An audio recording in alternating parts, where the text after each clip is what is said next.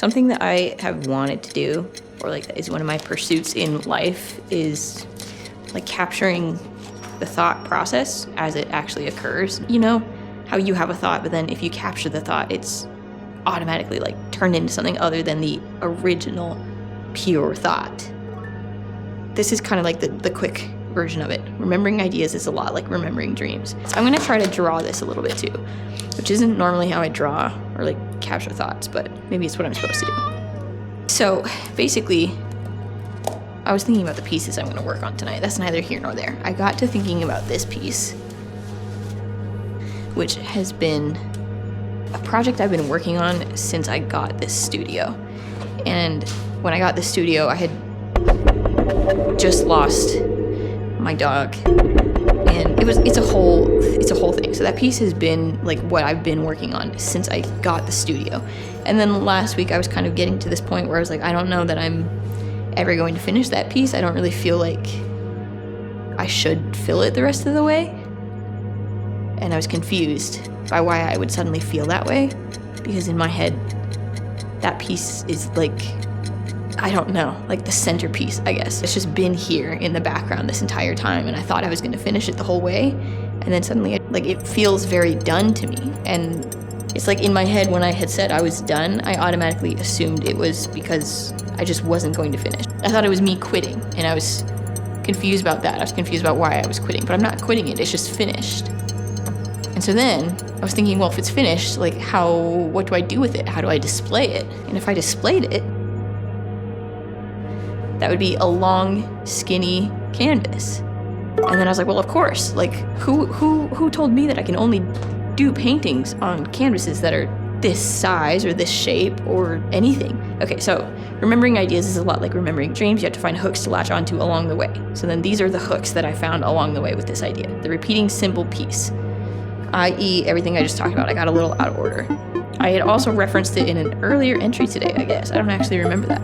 Oh, okay, yeah. So I did this entry earlier today where I was thinking about how much I like the element of time being a part of my pieces.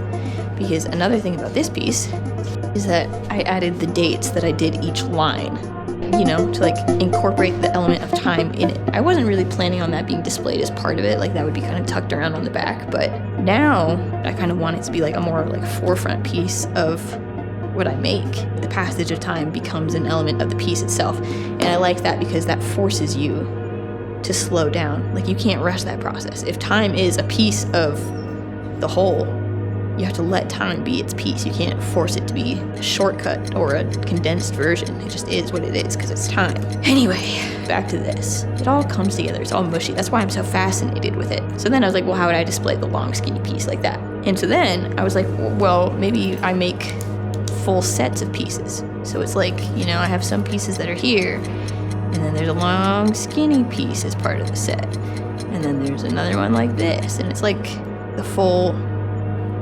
cohesive like album of art, I guess. Maybe that one's a triangle, I don't know.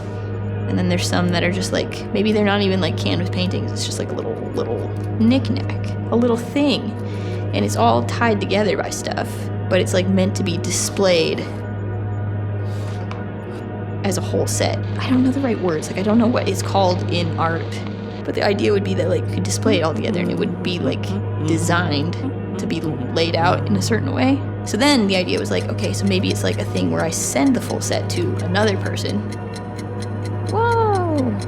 They get it with their grubby little hands, and then they don't see my original layout, right? Like they never saw the way that I specifically pieced it together. They get all the pieces and they lay it out, and maybe they do it like this with like the triangle this way, and then a square up here, and then the little knick-knack down here, and then yada yada yada. Then we would like compare and contrast the two layouts and see how many people happen to do it the way that I originally did it versus like all of the other different ways you could do it. And that suddenly kind of like blew up in my mind all crazy. Boom. That's a boom. That's my mind right there. Because I was like, wow, maybe this isn't even about the art. Maybe this is more about my even bigger ambition of understanding consciousness, I guess. Because then we can start seeing similarities and differences. And like, I don't know, maybe there'd be something crazy where a lot of people would lay it out the exact same way, or maybe nobody else would lay it out the same way. Maybe everybody has their own version of it that's just completely unique in some weird way. But then you'd be able to like start creating correlations between people who lay it out one way versus another way, or things like that. I don't know. Anyway, I think that's kind of the end of that thought. Okay, anyway, I think I'm done here. I would like to eat my food now, and we need to take off his car vest. What a sweet guy, coming in and relaxing while I lose my mind over here. I love you. Okay, I will see you later. Goodbye.